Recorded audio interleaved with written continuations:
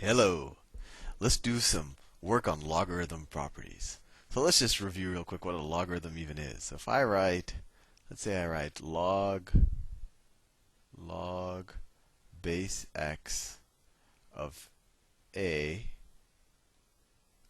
is equal to, I don't know, make up a letter, n. What does this mean? Well, this just means that x to the n equals a. I think we already know that. We learned that in the logarithm video.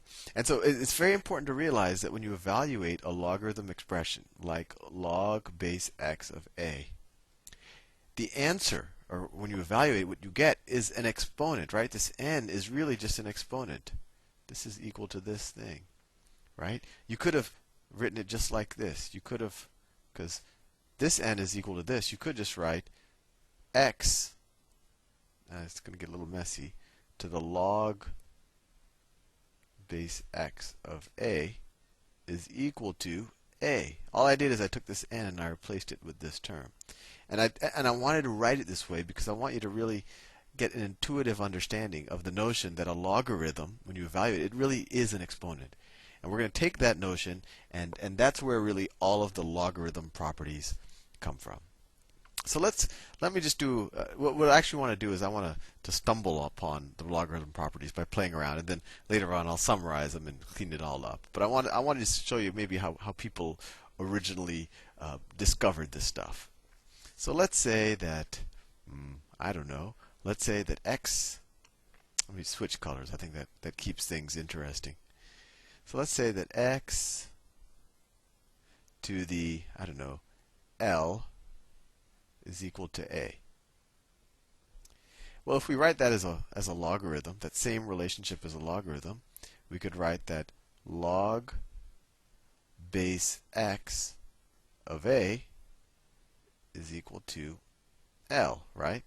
I just rewrote what I wrote on the top line. Now let me switch colors. And if I were to say that x to the m is equal to b, and same thing, I just switched letters, but that just means that log base x of b is equal to m, right? I just did the same thing that I did in this line. I just switched letters. So let's just keep going and see what happens. So let's say, let me get another color. I might have to run out of, I have infinite colors. I will never run out. So let's say I have x to the n.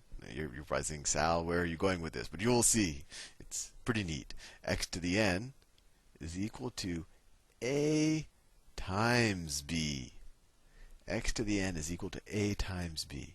And that's just like saying that log base x is equal to a times b. So what can we do with all of this? Well, let's start with this right here. X to the n is equal to a times b. So how can we rewrite this? Well, a is this, and b is this, right?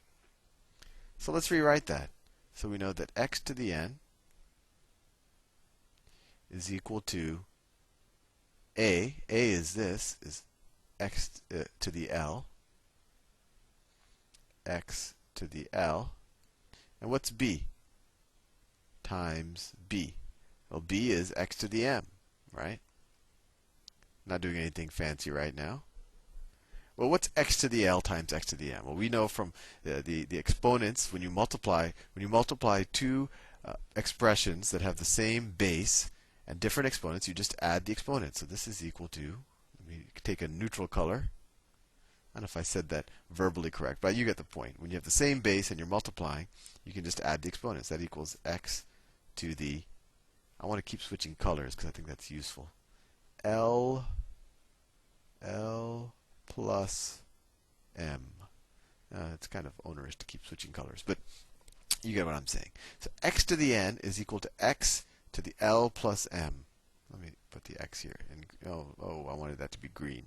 X to the l plus m. So what do we know? We know x to the n is equal to x to the l plus m, right? Well, we have the same base, and these exponents must equal each other, right? So we know that n is equal to L plus m. Okay, well, what does that do for us? I'm kind of just been playing around with logarithms. Am I getting anywhere? I think you will see that I am. Well, what's another way of writing n?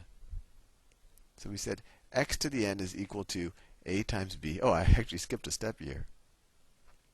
So that means, so going back here, x to the n is equal to a times b. That means that log base x of a times b is equal to n. You knew that. I didn't. I hope you don't realize I'm not backtracking or anything. I just forgot to write this down when I first did it. But anyway, so what's n? What's another way of writing n? Well, another way of writing n is right here. Log base x of a times b. So now we know that if we just substitute n for that, we get log base x of a times b. And what does that equal? Well, that equals L. And another way to write L is right up here. It equals log base x of a plus m. And what's m? M is right here. It's log base x of b. And there we have our first logarithm property. The log base x of a times b. Well, that just equals the log of base x of a plus the log base x of b. And this is, hopefully, this proves that to you. And if you want the intuition of why this works out, it falls from the fact that logarithms are nothing but exponents. So with that, I'll leave you in this video. And in the next video, I will prove another logarithm property. I'll see you soon.